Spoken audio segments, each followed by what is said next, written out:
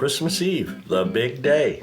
From the get-go, it is chaos because you've got an agenda of all the stuff that needs to be done. And you realize that the day only has 24 hours, but you've got about 72 hours worth of stuff that you need to accomplish and complete. So you take a deep breath. One of the things that are really interesting, and I get asked a lot, is for people to, Santa, what's your route?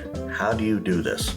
Okay, there is an organization called NORAD. It is a military operation, and it was started back in the 1950s during the height of the Cold War to be able to monitor anyone entering U.S. or Canadian airspace, specifically Soviet planes, Soviet missiles, Soviet bombers, and so on. In this one place where NORAD's headquarters are, a local store wanted to have a hotline for children to talk to Santa. So they published the phone number in the newspaper and told little kids, you can call in and talk to Santa on Christmas Eve.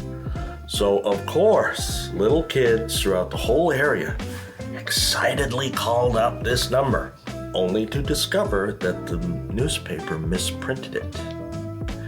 And they had accidentally printed the unlisted phone number of the secure line, the commander of NORAD. Fortunately, he had a good sense of humor, realized that this was not a national security threat, nor was it a security breach, and he went along with it. And he had such a good time that the following year he decided to do it again. Eventually, it became very big. He explained what was going on to the Air Force and the Pentagon and everybody in Washington decided this is a really great thing. Let's go with it. So he got permission to make it an annual event, and it actually went from there to NORAD Tracking Santa.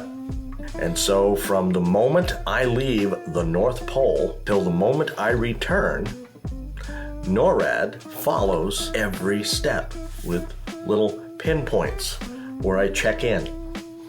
So if you want to track Santa, just get online and find the NORAD Santa Tracker, and you will have a blast because it gives you little bits of trivia about all the places I go and all the things that I do and the customs of the places where I am. And you can also call in and talk to people that are tracking Santa, and they've brought in, big celebrities in the past, and I think a lot of people still like volunteering their time to come in and answer the phones for the Santa tracking hotline. So why don't you kids get your parents' permission first and give that a shot on Christmas Eve. That'll really help keep the magic going. But one of the things that I also do is I like spending a little bit of time in quiet reflection, because Christmas is not about me. I'm kind of one of the symbols. I'm kind of a spokesman, an icon, but I'm not the focus, and I'm not the source, and I'm not the origin. And when I'm high above all the hustle and bustle and drama and confusion and busyness of the world, when you can look across the atmosphere of the earth, you can see all the ozones, you can see all the colors, you can see the stars unhindered from light pollution and everything else. It gives me a quiet time to reflect on the reason for the season.